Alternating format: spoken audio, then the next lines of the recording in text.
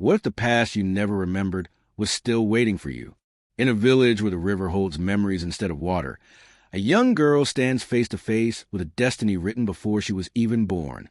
A grandmother who appears only in reflections, a box no one dares open, and a man who crosses a river, calling her by a name she has never heard. Yet somehow her heart remembers. What will she choose? To run from the truth, or to step into a life that has been calling her for generations? Stay with me. This story does not just unfold. It awakens. Title: When Age Grows Heavy. 3 ceremonies never to attend, 3 meals never to eat. The old village rested on the edge of a quiet river, surrounded by fields that had known many seasons. In that village lived an elderly man named Arun, whose back was bent not from weakness, but from the weight of memory. He had once been a respected teacher, a man who guided the young and comforted the troubled. But in his final years, he began to live more quietly, withdrawing from gatherings and celebrations that he once attended with pride. Villagers whispered about him. They said that Arun had learned something in his late life that changed him entirely. Some believed he had spoken with a wandering monk. Others insisted that he had seen something at a funeral that left his heart shaken. No one knew the truth. One morning, his granddaughter Molly visited him, carrying warm rice wrapped in banana leaves. She placed the food gently before him, and her voice was soft and respectful. "Grandfather, the village is preparing for another ceremony. They said your presence would bring honor." Arun lifted his eyes slowly. They were not dull with age. They were bright, sharp, and filled with something that resembled quiet warning. "Molly," he said, "when one grows old, there are 3 ceremonies he must no longer attend, and there are 3 meals he must no longer accept. Those who disobey this truth invite sorrow that cannot be healed." Her breath held still in the air between them. Molly had never heard him speak like this. She lowered herself to sit beside him, closer to the warmth of his presence, and waited for him to continue. Arun's voice carried the slow rhythm of someone remembering not just events, but all the emotion that lived inside them. "The first ceremony," he said, "is the wedding of someone who no longer recognizes your face. For there is no pain greater than being present but unseen." Molly watched his hand tremble, not from age, but from remembrance. "The second ceremony is a funeral where the living speak beautiful words, but no one speaks the truth of the dead. False praise stains the air darker than grief." He paused, and a breeze moved the old wooden wind chimes outside. Their sound was thin, fragile. "The third ceremony, my child, is a gathering where money is asked more than blessings, where respect is measured not by heart, but by envelopes and offerings. An elder must not stand in such places, for his dignity will be taken without a hand ever touching him." Molly's throat tightened, though she did not know why. Something in her grandfather's voice felt like a warning that reached beyond words. "And the meals?" she asked. "Which meals must an elder avoid?" Arun turned his gaze toward the river, where the morning reflection shivered across the water. "The meals," he whispered, "are more dangerous than the ceremonies." Molly leaned closer, her fingers curling into the cloth of her dress. Arun closed his eyes. "The first meal is the one offered out of pity, because pity, once tasted, stays in the heart like a cold stone. The second meal is the one offered to keep you in debt, food that binds your gratitude so tightly that you lose your freedom. And the third meal, Molly," he said, the weight of the words sinking deeper into the air, "is the meal served in a house where smiles are wide, but hearts are closed. For poison does not always travel in the blood. Sometimes it travels in silence." Molly felt her heart beating harder now. The warmth of the morning seemed to fade, replaced by a quiet chill that settled in the room. She opened her mouth to speak, but before she could form a single word, a knock sounded at the door. Firm, deliberate, unfamiliar. Arun's expression changed, not to fear, but recognition, as if he had been expecting this moment. He slowly rose to his feet. "Molly," he said, his voice low, "remember what I have told you. Do not forget it, no matter what enters this house now." She remained still. The knocking continued. Arun walked toward the door, and then he opened it. Arun opened the door, and the light from outside fell into the dim room, like a blade cutting across old memories. On the threshold stood a man dressed in clean white clothing, not ceremonial, not festive, but stark, plain, as if untouched by the dust of the world. He was neither young nor old. His face carried no expression to read, a face like still water, giving nothing away. Molly felt something shift in the air, a heaviness that slid into her lungs and made breathing slower. She watched her grandfather bow his head with the smallest gesture of recognition. "Teacher Arun," the man said, his voice calm and without warmth. "The time has come." Molly's heart tightened. Her grandfather had told her stories of people who came with those words. Stories of debts not measured in money, of promises made long before memory could hold them. Arun stepped aside, silently inviting the man in. The stranger moved with the grace of someone accustomed to spaces where silence was more powerful than speech. He sat at the low table. Arun took his place across from him. Molly remained by the wall, as if her feet were rooted to the earth beneath the house. For a long moment, neither man spoke. The house seemed to listen. Finally, the stranger placed something on the table, a small wrapped parcel of food, wrapped neatly in palm leaves. The kind of wrapping reserved for offerings, not meals. Molly's breath shook. She remembered her grandfather's words. The meal offered to bind her debt. Arun looked at the parcel, without touching it. His eyes were steady, but there was sorrow in the way his shoulders settled. Not fear, not regret. Sorrow, like someone who sees an old road leading to a place he once swore never to return. "You have come for my promise," Arun said quietly. The man in white nodded. "Yes, it was made before your hair turned gray, before you held a granddaughter in your arms, before you began to choose silence over company."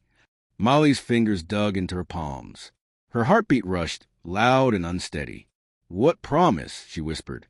Her voice sounded small, like a child standing on the edge of a forest. She did not wish to enter. Arun turned toward her, and the sadness in his eyes deepened. "Molly, there are things a person carries that are not written in stories and cannot be confessed to anyone.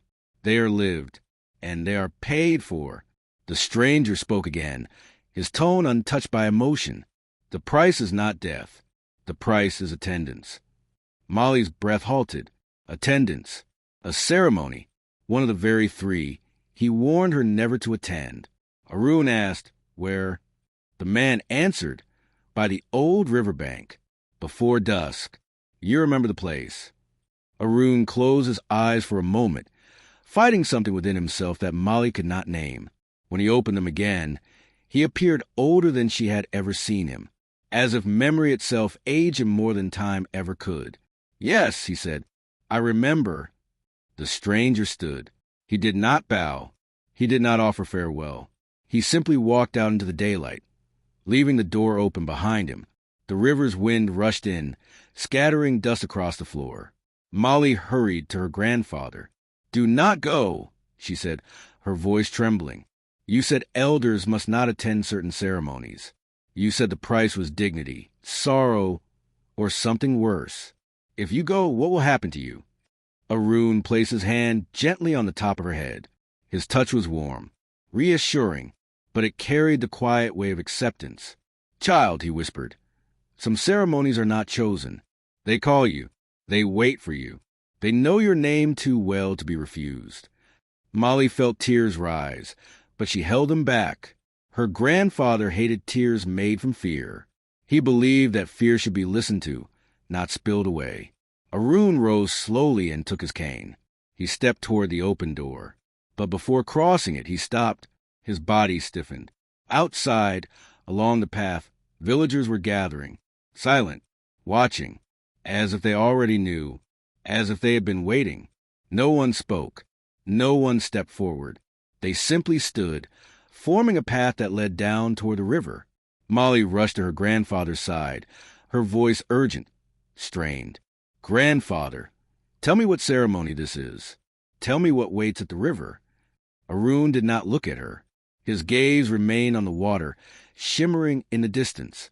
"It is a ceremony," he said softly, "that every elder fears. The one that is not written, not spoken of, not warned aloud." Molly felt her chest tighten. "What is it called?" she asked. Arun exhaled once. The ceremony of the living farewell. The river wind carried the scent of wet earth and distant incense. Molly grasped his sleeve. Who is it for? She whispered. Arun looked down the long line of silent villagers, and he answered, his voice steady. Final. It is for the one who attends. He took his first step toward the river, but whether he would reach it, or whether Molly would follow, or whether something else waited along the path that no one had spoken of, was something the village would remember in silence for a very long time. Arun walked forward, his steps slow yet certain, and the villagers moved aside without a word. Their faces were neither welcoming nor cold, only watchful, as if they were witnessing something that had happened many times before, yet never spoken aloud. Molly followed just one step behind, afraid to fall too far back, afraid to draw too close. Her fingers trembled, but she held them tightly together so no one would see. The path toward the river was familiar. She had run along it as a child, barefoot, laughing in the warm seasons. But today it felt longer, as though the earth itself stretched to delay their arrival. A quiet sound came from ahead, not chanting, not crying, but the gentle rhythm of something being constructed. As they reached the riverbank, Molly saw it. A long platform made of old, polished wood stood near the water. Not new wood, not freshly cut, but wood that had known age, fingerprints, seasons, and stories that no longer had anyone to tell them. On the platform rested a single, empty chair, tall-backed, carved, and worn where the hands of many elders had rested before. Molly felt a chill crawl up her spine. The villagers stood behind them in a silent crescent. No one stepped closer. No one guided. No one explained. Arun released a soft breath and gazed at the chair. Molly stepped forward and grasped the sleeve again. "Grandfather," she whispered, "this looks like a throne." "It is not a throne," Arun answered, his voice low. "It is a seat of acknowledgement." Molly did not understand. Her pulse thudded in her ears. Arun continued, "When age grows heavy, a person must face what has been carried, not with ceremony of music, nor with words of praise, but with the silent witness of those who have walked the same road before." The villagers still did not move. It was as if the river held the entire world in one long, unbroken breath. Molly looked at her grandfather, at the chair, at the water. She felt something pressing closer, something invisible, something nearly spoken but never given voice. Then she saw him. A second figure was already seated near the riverbank, just slightly beyond the platform. An elder woman, wrapped in old shawls, face marked not by wrinkles alone, but by a depth of experience that felt bottomless. Her eyes were closed. Her hands rested upon her knees. Her breathing was steady. Molly recognized her. Everyone did. She was Maceria, the oldest person in the village, whom no one had seen outside her home in months. She had been waiting. Arun bowed his head slightly to her, not out of obedience, but out of recognition between two who shared a truth that the young could not yet see. Maceria opened her eyes. Their clarity startled Molly. There was no fading in them, no fog, only awareness. "It is your time," Maceria said to Arun. Her voice was soft, as though she were reading his thoughts with him instead of speaking aloud. Arun moved toward the chair. Molly could not hold back any longer. "Time for what?" she said, her voice cracking. Arun paused, his hand resting on the curved wooden arm of the seat. "To return," he answered. The word dug into her chest, sharp and unfamiliar. "Return where?" she asked, barely breathing. Arun looked at her with a gentle sorrow that felt deeper than grief. "To who I was," he said, "before I grew older than myself." Those words made no sense to her, yet they felt true. Arun slowly lowered himself into the chair. The entire gathering shifted, but no one stepped forward. No one spoke. Maceria stood now, moving with the calm strength of someone who had done this before. She stepped toward Arun and placed her hand on his shoulder. Molly watched, unable to blink. Maceria closed her eyes, and the river began to change. Not loudly, not dramatically, but subtly, as if memory itself arose from its depths. Shapes seemed to shimmer beneath the surface. Not fish, Not drifting leaves, but silhouettes of moments, smiles, voices, faces that should have been gone long ago. Molly stepped forward in alarm, but something held her still. A weight not physical, but undeniable. Arun's breathing slowed, not weakening. Steady, as if matching a rhythm that did not belong to this world. The villagers watched without fear, for they had seen this before, or heard whispers of it, or dreamed of it, or expected one day to take that seat themselves. Molly felt tears finally break free. "Grandfather," she whispered, "do I lose you now?" Arun did not answer, not because he could not, but because the answer was not finished yet. The river shimmered brighter, the shapes beneath its surface rising closer to the light. Something was about to reveal itself, something that had been waiting, something that had followed Arun through his entire life, unseen and unheard. And just as it began to break the surface, the wind shifted, the river stilled. Maceria opened her eyes sharply. Someone was approaching from the far side of the riverbank, someone no one expected, someone who should not have been there. Molly turned. Her breath froze, and every villager's silence broke into a low, fearful murmur. But who it was, and why the river recognized them, and what their arrival meant for Arun's ceremony, was something that no one spoke aloud. Not yet. The figure walking toward the riverbank came slowly, as if every step carried the weight of an old decision. The villagers shifted uneasily, parting to make room without needing to be told. Their eyes lowered, their breaths small and restrained. Molly stared, trying to recognize the person. The sunlight rested behind the figure's back, casting their face in shadow, but the outline was unmistakably familiar. Her pulse quickened. When the figure finally stepped into the shade of the tamarind tree, the face became clear. It was a man in his late middle years, perhaps 50, with hair touched lightly by gray. His clothing was travel-worn, dust clinging to the fabric like a memory of roads too long traveled. His posture was straight, yet his eyes carried a heaviness that suggested he had once knelt before something that broke him. Molly felt a sharp shock run through her chest. She knew him, but not from memory.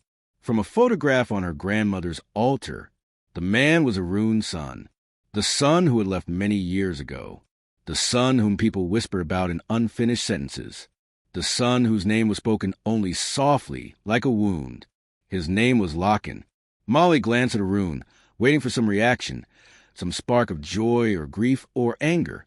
Yet Arun remained still, seated in the old wooden chair, his gaze fixed upon the river, his breath slow and steady. Maceria stepped back slightly, her expression unreadable now, but her eyes followed Locken carefully, as one might follow a flame near dry grass. Locken's footsteps slowed as he approached the wooden platform. He did not look at Molly, not at the villagers, not even at Maceria. His eyes belonged only to Arun. "Father," he said, and his voice carried something fractured inside it. Arun did not turn his head, but his fingers tightened once around the wooden armrest. That one movement was more than 1,000 spoken replies. Locken drew closer, until he was only a few steps away from the chair. "I have come back," he said. The words were steady, but behind them was a lifetime of something unspoken, heavy and dense. Arun finally looked at him. His gaze did not show anger or warmth, only recognition, clear and absolute. "You have come," Arun said, "but not for me." Locken swallowed once, his jaw tightening. "No," he admitted, "not for you. For what follows you." Molly felt the river grow quieter, as if listening. Locken turned his gaze to the water. He seemed to see the same shifting shapes that danced beneath the surface, the memories and echoes rising like something long submerged. He knelt in front of Arun.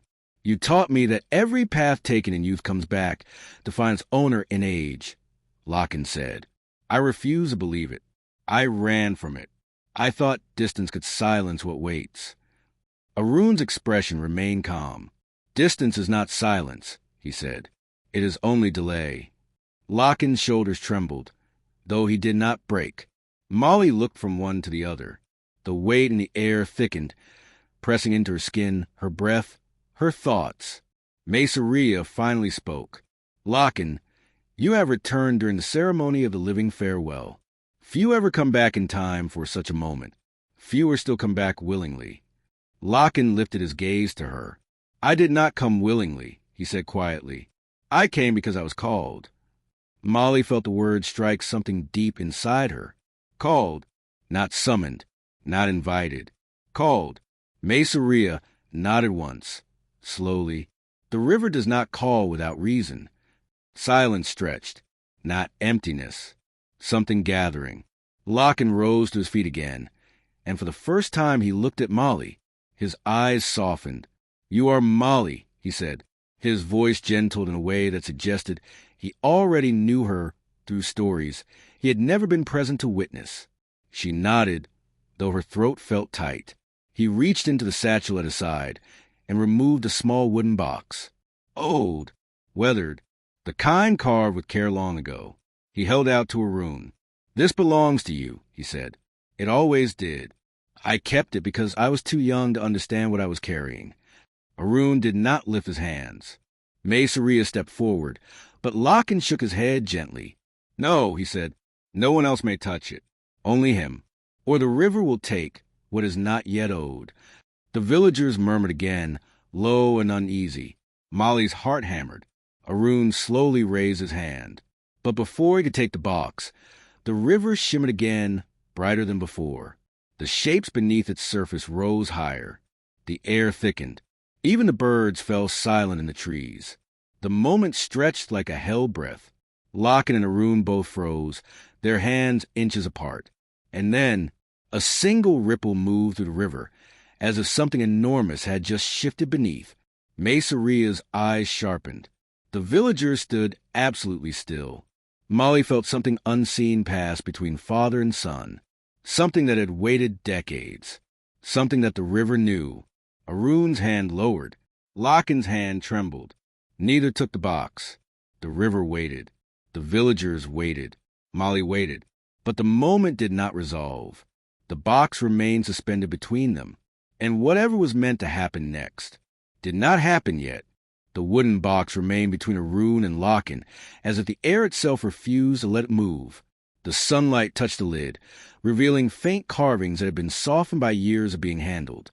A lotus flower, a flame, a single circle with no beginning or end. Symbols of vows, symbols of unfinished passage. Molly watched her grandfather's fingers hover just above the wood, so close that she imagined she could feel the warmth between them, though no contact had been made. The river seemed to lean closer. Its surface no longer reflected trees or sky, only shapes, shifting in slow, deliberate currents, faces that recognized Arun, moments forming and dissolving like breath.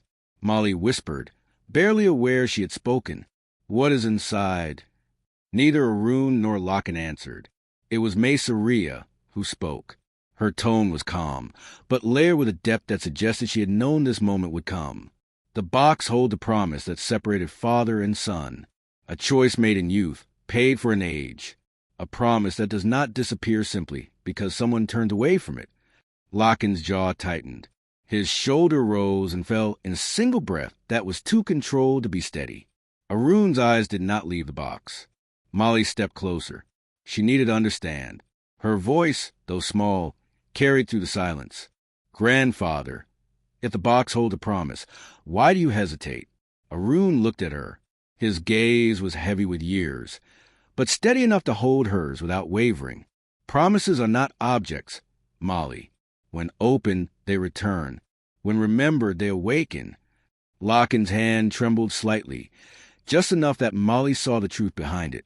He was afraid. Maceria placed one hand lightly on the back of the wooden chair. Arun cannot take the box until the river accepts the witness. Molly frowned, confused. The witness? Who is the witness? Maceria turned her gaze toward the villagers, then back to the river. The river chooses, she said. Every villager bowed their head at once. Not deeply, not ceremonially, but with quiet understanding, as if this was not something one challenged. The river's surface darkened. The shapes beneath no longer shimmered. They steadied, gathered, focused. The water began to reflect not the sky, not the trees, But the scene on the riverbank itself, the chair, a rune, Locken, the unopened box. But there was one reflection out of place. Another person stood in the river's reflection, though no one stood in that space on land. A figure, slim, still, facing a rune. Molly felt her breath halt. She stared at the water. The figure's face was blurred at first, as though memory was adjusting, clarifying. Slowly it sharpened. A woman, young, with soft eyes and hair tied loosely at her back. She stood in the reflection where no one stood in the world. Molly's voice shook. Grandmother. Arun closed his eyes, the first true fracture in his composure. Locken lowered his head. The woman in the river reflection did not move. Her presence was not ghostly nor frightening. She looked real, alive, as if she had simply been waiting beneath the river all these years. Molly stepped toward the edge of the water before she realized she had moved. Mesa Ria lifted a hand gently. Do not step closer. The river recognizes blood. It will choose based on what you offer. Molly froze. The reflection of the grandmother slowly turned her head in the water, looking directly at Arun. The air thickened again, heavy with something unspoken. Arun's hand moved toward the box once more. Locken did not stop him. Not this time. But just as Arun's fingers brushed the lid, the river stirred, the reflection shifting once more. The grandmother's lips moved. No sound came, yet every person felt the words. Arun withdrew his hand. Locken stepped back. Molly felt her heart press painfully against her ribs. Mesa Ria exhaled slowly. The witness has spoken, she said. The villagers murmured again, but no one dared raise their voice. Molly looked at her grandfather. What did she say? She asked. Arun did not answer immediately. He looked older now, older in a way that had nothing to do with time, as though the past had unfolded inside him all at once. He finally spoke, his voice quiet enough that the river seemed to lean in to hear him. She said the promise was never mine alone to fulfill. Locken's eyes widened. Molly stared between them. Then whose promise is it? She whispered. Arun turned his head slowly. His gaze fell directly on her. Molly felt her breath collapse. No one spoke. Not Arun. Not Locken. Not Mesa Ria. Not the watching villagers. The river waited. The grandmother's reflection waited. The unopened box rested between past and present, and the truth of who the promise belonged to hung unspoken in the thickening air, waiting to be claimed. Molly stood very still, her grandfather's gaze resting upon her with a weight she had never known. It was not a demand. It was not expectation. It was recognition. As if a path she had never seen was suddenly lit beneath her feet. The villagers did not whisper now. They were silent again, the kind of silence that surrounds old truths that have finally reached the surface. Locken slowly lowered the wooden box to his lap. His hands did not release it, but they also did not cling. He looked at Molly with eyes that carried both apology and caution. Molly, he said, his voice low, you do not yet know what was promised, and you must not accept anything that you do not understand. Arun did not look away from her. He spoke gently, as one guiding a hand through darkness. The promise is not a task. It is not a burden. It is a remembering. Molly swallowed, her throat tight. Remembering what? Arun turned his gaze back to the river, that which our family tried to forget. Mesa Ria stepped forward, her shawl shifting in the wind. Every family has two histories, she said slowly. The one spoken aloud, and the one preserved in silence. The second is the one that shapes fate. The reflection of Molly's grandmother in the river did not waver, did not fade.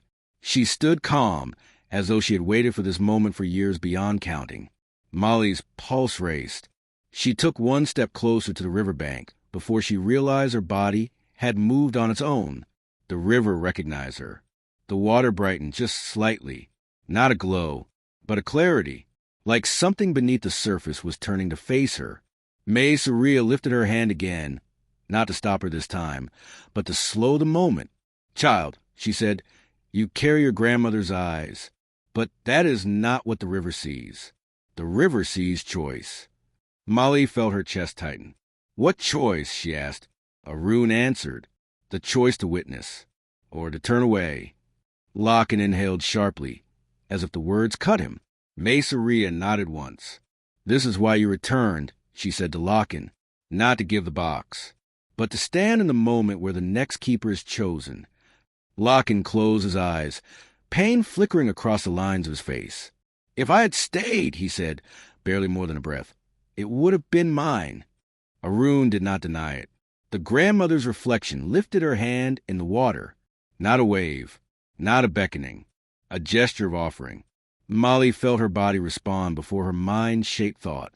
She lifted her own hand, not fully, just enough to acknowledge. The river stirred. A faint ripple moved outward, gentle, like a greeting.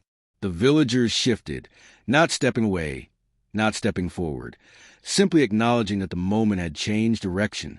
Arun's voice came softly, worn, tender, and unbearably human. Molly, before you choose, you must know why the promise exists. He looked at the water, where his wife's reflection watched him.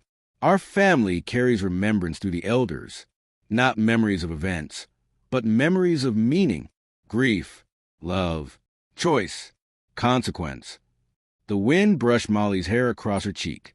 Arun continued, When I was young, I sat where you stand, and I chose to witness, but I did not choose to understand. And so the promise followed me like a shadow, until now. Locken's shoulders lowered, as if hearing those words cut through something that held him for half a lifetime. Mesa Ria looked at Molly. Not every elder completes the living farewell. Some delay it until the end. Some deny it altogether. Some pass the choice too early. Your grandfather waited until the witness returned. Molly's fingers curled slowly at her sides. She could feel the river watching her, not forcing, not pulling, simply waiting. Arun spoke again, softer than before. If you choose to witness, you will see what I saw. You will understand what your father ran from. You will understand why I became quiet. Molly's heartbeat quickened. And if I choose to turn away? She asked. Arun's eyes did not waver. Then the promise will remain sealed. But it will not disappear. It will wait, and it will return. For you, or for your child, or for the one after. The grandmother's reflection lowered her hand. The river stilled. The sunlight dimmed slightly as a cloud crossed overhead. Molly looked at her grandfather, at her father, at Mesa Ria, at the villagers, at the river that knew things no human tongue could speak cleanly. Her breath trembled. Her decision lay before her. But before she could speak it, the sound of footsteps appeared behind the gathering. Soft, measured, approaching. Every villager turned. Mesa Ria's expression shifted, not to fear, but surprise. Arun looked up sharply. Locken's hand tightened around the box. Molly felt something shift in the air again. Someone else had arrived. Someone no one had been waiting for. Someone the river had called without warning. Their shadow stretched long across the dirt, and Molly realized the ceremony was not done. Not yet, not even close. The figure approaching did not hurry. Their steps were quiet, steady, almost thoughtful. No villager dared whisper a name. As the shape came into full view, Molly felt the world narrow to a single line of breath. It was a woman, not old, not young. Her face carried the calm of someone who had walked long distances without tiring. Her clothing was simple, travel-worn, marked by dust from places far beyond the village fields. Yet her presence did not feel foreign. It felt remembered. Molly did not recognize her, but Arun did. A subtle shift crossed his expression. Not shock, not fear. Recognition threaded with something unspoken. Locken's grip on the wooden box tightened, so tight his knuckles paled, though the box did not move. Mesa Ria lowered her gaze, as if acknowledging the arrival of someone who was never meant to be announced. The woman stepped into the half-circle of villagers, then paused at the edge of the river's sightline. The water reacted instantly. The reflection of the grandmother in the river turned her head toward the newcomer, and for the first time since appearing, the reflection changed. Her expression softened. Molly's heart thudded once, deep and slow. Arun leaned back in the chair, the wooden frame behind him creaking with the shift of weight. The woman spoke, her voice steady and clear, yet carrying a quiet sadness. I came as soon as the river called, though I hoped it would not be this soon. Her eyes found Arun's. They held each other's gaze without blinking, as if finishing conversations that had been left incomplete many years before. Lachlan took one step forward, anger flickering beneath the surface of his restraint. You, he said, voice roughened by years of silence. You promised you would never return. The woman met his words without flinching. I did, but I also promised I would return when the river called. Promises are not discarded simply because they are painful. Arun raised one hand slightly, enough to stop Lachlan from stepping closer. Molly felt the weight of a story hidden in that single gesture. The woman looked at her now, the full attention of her gaze settling like a quiet hand on Molly's shoulder. You are the granddaughter, she said, the one who walks with both wonder and caution. Molly nodded, though she did not recall deciding to move. The woman moved nearer to the riverbank, not touching the water, not kneeling, simply standing where the river could see her clearly. The grandmother's reflection in the water lifted her hand again in greeting. This time, the gesture held warmth. Molly felt the moment tighten around them like a thread, being pulled through fabric. Who are you? Molly asked, though the answer was forming before the words left her mouth. The woman replied gently, I am the one who carried the promise before your grandfather. I am the one he could not follow, and the one your father ran from. The villagers bowed their heads, not deeply, but as one acknowledges a truth they have no right to speak over. Molly felt her pulse in her palms, her throat, the space behind her ribs. Then the promise, she whispered, did not begin with him. No, the woman said. It began long before him, and it was never meant to end with him either. The wooden box in Lachlan's hands grew heavier, as if memory itself had weight. The woman looked toward the chair, toward Arun. You have delayed the farewell longer than most, she said softly. But the river has not forgotten a single day of your silence. Arun closed his eyes. Molly saw, for the first time, the exhaustion in him. Not physical, not emotional, something deeper, the wear of carrying a truth without sharing it. The woman then turned back to Molly. The witness the river chooses is not chosen by blood, but by memory that lives without being taught. May Saria nodded in quiet agreement. Molly's breath caught. If the promise must continue, the woman said, you must understand what it requires. Molly's voice trembled.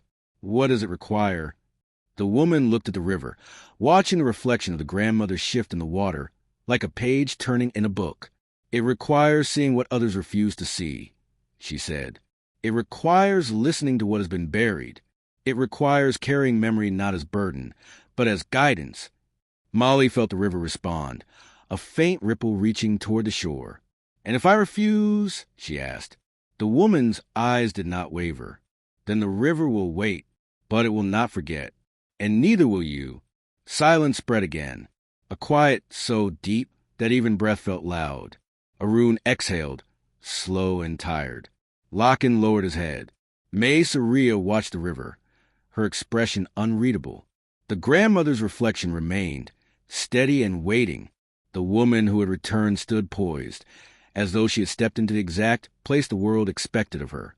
And Molly stood at the center of a moment that stretched backward into generations, and forward into lives yet to come. She had not answered. She had not stepped toward or away.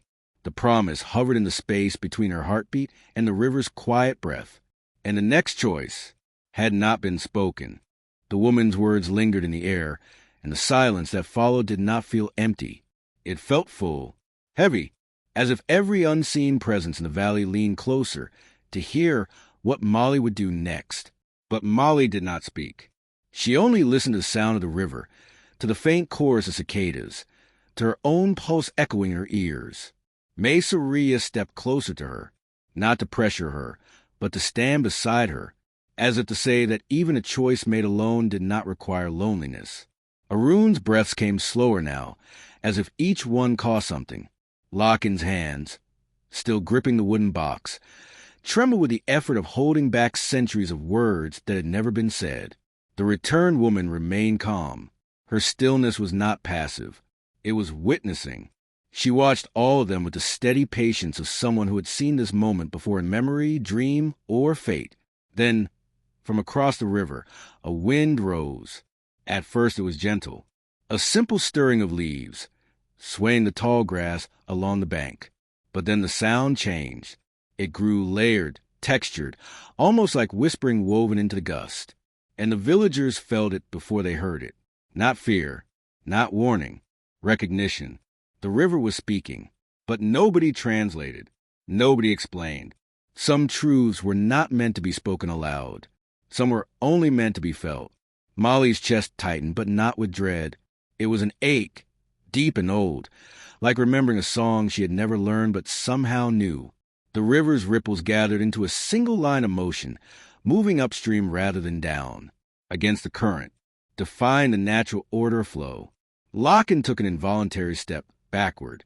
Maceria bowed her head lower, her hair falling forward, hiding her eyes. The returned woman did not move. She only whispered something that Molly barely caught. "It wakes." Arun's eyes snapped open at those words, though he did not lift his head. His breath faltered. Something in him braced. The grandmother's reflection in the water slowly raised both hands now, fingers opening like petals unfurling at dawn. Her face remained calm.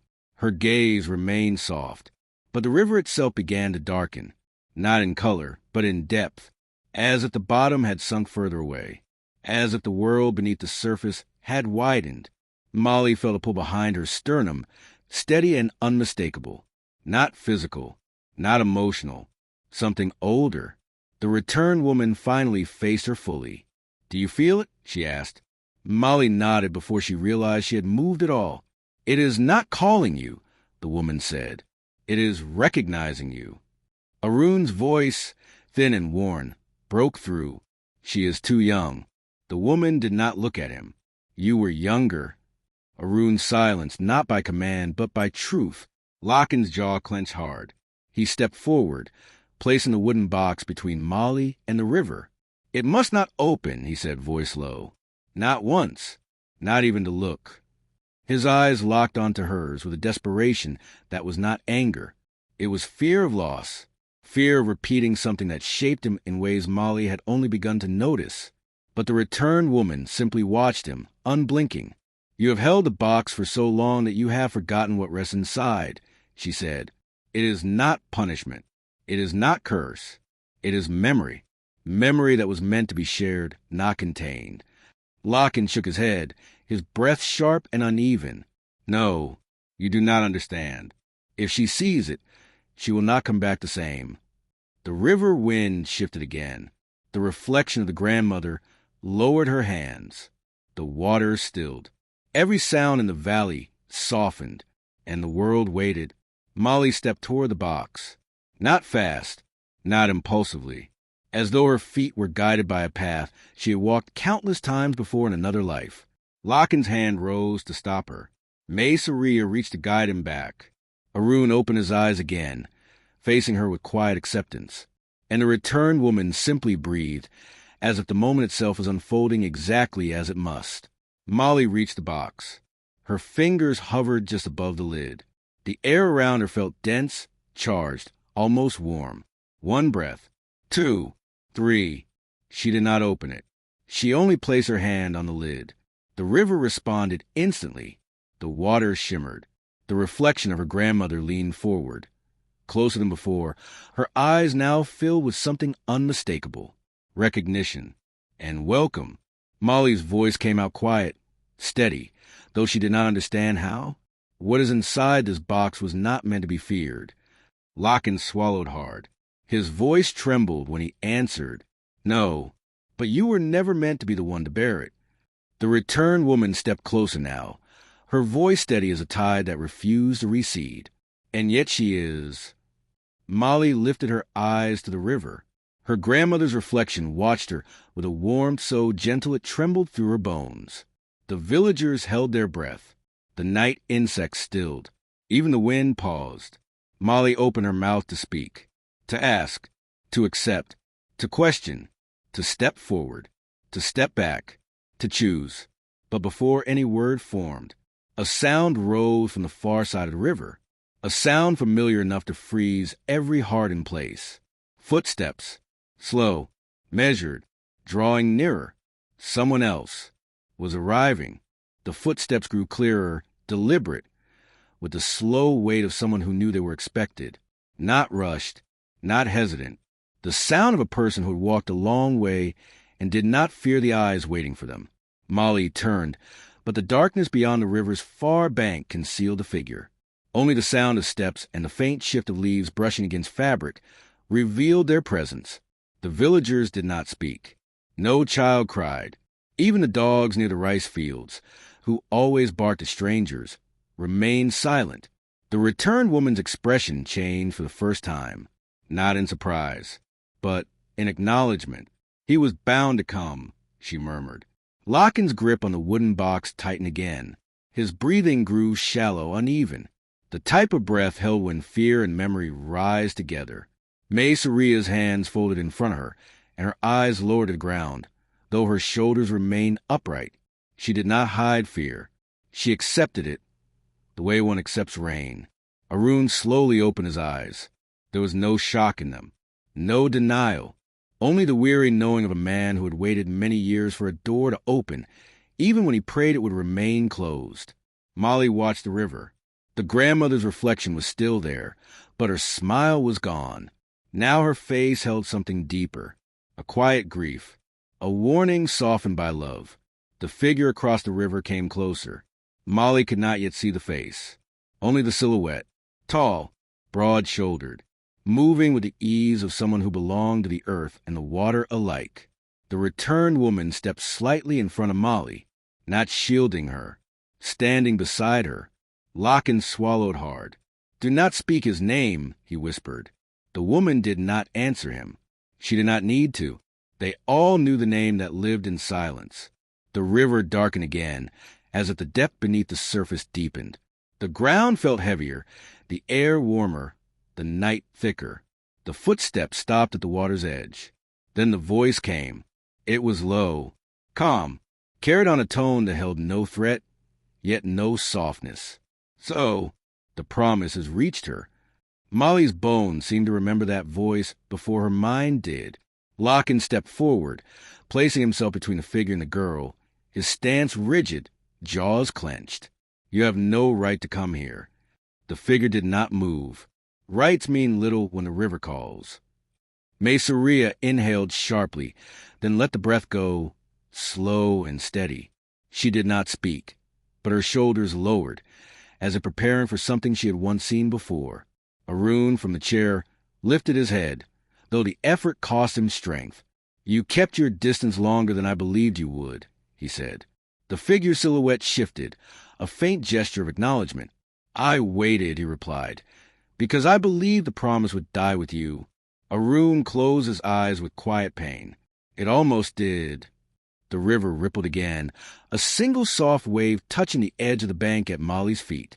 The figure spoke again, this time to her. "You carry her memory, the one who should have rested." Molly felt every hair on her arms rise. She did not step back. "What do you want?" she asked. The figure did not answer immediately. The silence was intentional, measured, as though weighing the shape of the reply. "What I want," he said at last, "is not what the others fear." Locken's voice strained. "Then speak it." The figure finally stepped forward, revealing the faint outline of his face in the moonlight. Sharp, defined, eyes that held the reflection of the river itself. As if water remembered him, but his expression was not cruel. It was tired, worn by years of distance. He looked at Molly, not with hunger, not with threat, with recognition. "You are not here to choose," he said softly. "You are here to remember." Molly's breath caught. The returned woman lowered her gaze, her voice soft and sure. "She remembers more than she knows." Molly looked to the river again. The reflection of her grandmother raised one hand to her heart, as if confirming something only she and the water could see. The figure across the river watched her with unblinking calm. And then he stepped into the water, not sinking, not forcing his way, The river folded around him with the ease of greeting something familiar. The villagers tensed. Locken's hand tightened on the box. Arun's eyes widened. Mesaria's breath shivered through her. The woman beside Molly did not move. The water rose to the figure's knees, then his waist. He kept walking. Molly did not step back. The river's surface shimmered. The grandmother's reflection leaned closer. The air thickened. The figure neared the bank, and just before he reached the shore, he spoke a single word, a name that belonged to Molly, but not the name she had ever been called in this life, a name she had no memory of knowing. And the moment the sound reached her ears, her heartbeat stopped, then surged, like something locked long ago had begun to open. The name he spoke hung in the air like a thread pulled from the edge of a forgotten tapestry. It did not sound familiar to Molly, yet her body reacted before her mind could form a thought. Her chest tightened. Her hands grew warm. Her vision sharpened, as though the world had suddenly stepped closer to her. The villagers did not say the name aloud. No one repeated it.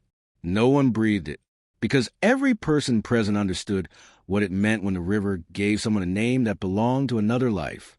Mesaria closed her eyes, not in fear, but in recognition of something ancient and unbroken rising again. Locken's fingers, still wrapped around a wooden box, trembled with violent effort to remain still. He shook his head once, sharply, as if trying to deny the reality forming in front of him.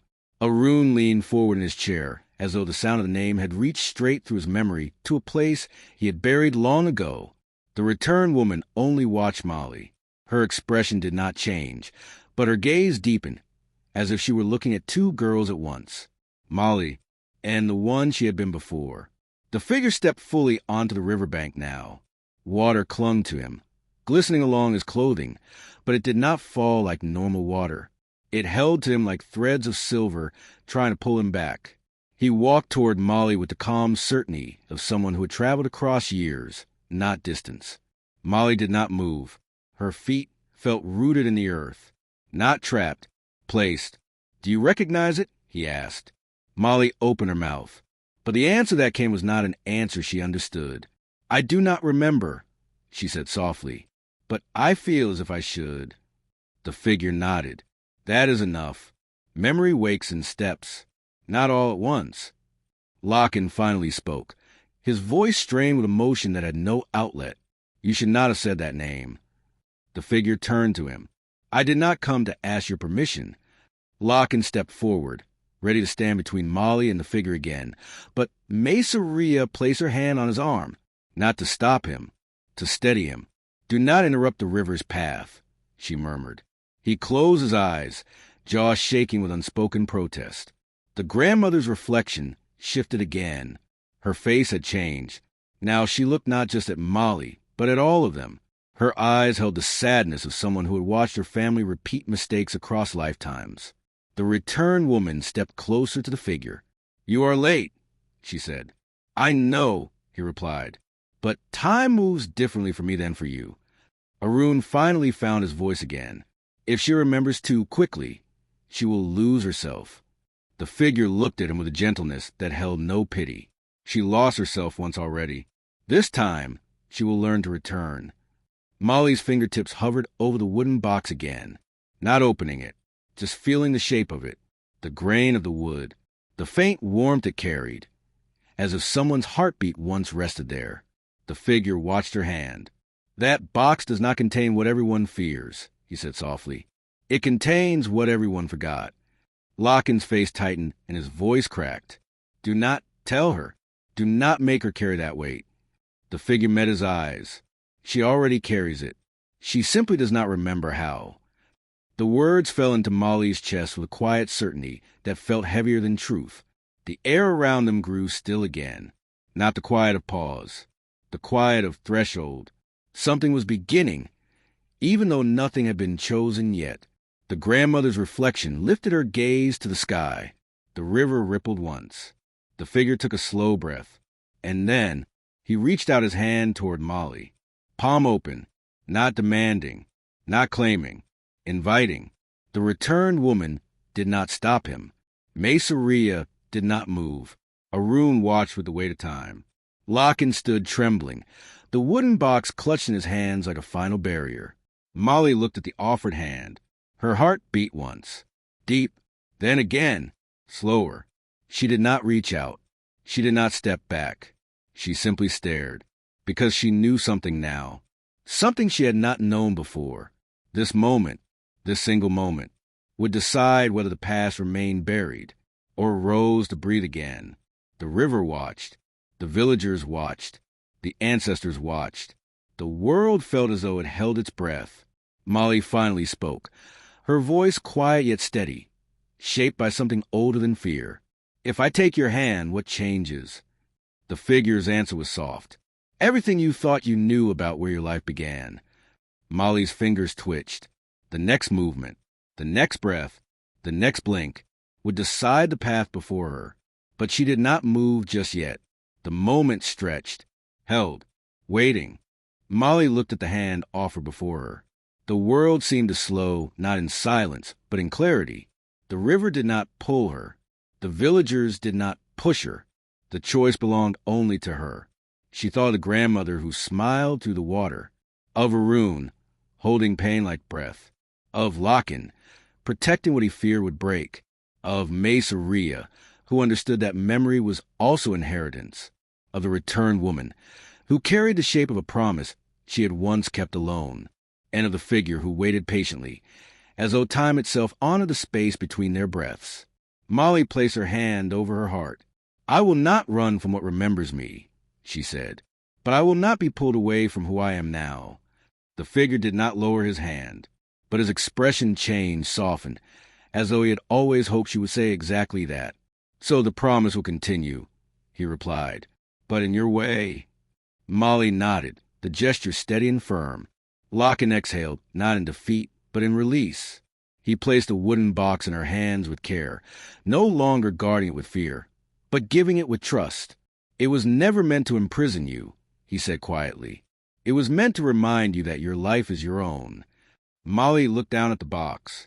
Its weight no longer frightened her. It felt familiar. "Right." Arun bowed his head, his breath easing for the first time in years. Maceria stepped beside her, resting a hand on her shoulder. "You have chosen balance," she murmured, "and balance carries its own strength." The returned woman closed her eyes briefly, as if honoring a circle that had finally found its end. The figure stepped back toward the river. This time, the water did not darken. It glowed faintly, as though welcoming him home. He spoke once more, his voice gentle. "When memory calls again, you will know how to answer." Molly held the box close, but not tightly. "I will come when I am needed," she said. The figure gave a single, quiet nod before stepping into the river. The water rose around him, lifting him deeper into reflection rather than depth, as though he were returning to a place where stories live before they are told. The grandmother's reflection lifted her hand one last time, not in farewell, in blessing. Then the water became only water again, clear, still, belonging only to the river. The villagers slowly stepped back, returning to their homes with the silence one keeps after witnessing something sacred. Locken walked at Molly's side. Maceria followed. Arun stayed a moment longer, watching the water with a soft, tired smile. The night regained the sound of insects. The wind moved through the rice fields again. The world continued. Molly walked home carrying the wooden box, not as burden, not as fate, but as memory. She felt the river at her back, warm, alive, no longer calling her forward, only watching over her path. Some stories continue across lifetimes. Some endings or beginnings spoken gently, and the promise did not bind her now. It walked with her, like a shadow, like a companion, like her own name returning home. The village would sleep, the river would rest, and Molly's life would unfold not by inheritance, but by choice. The story closed, not with silence, but with peace.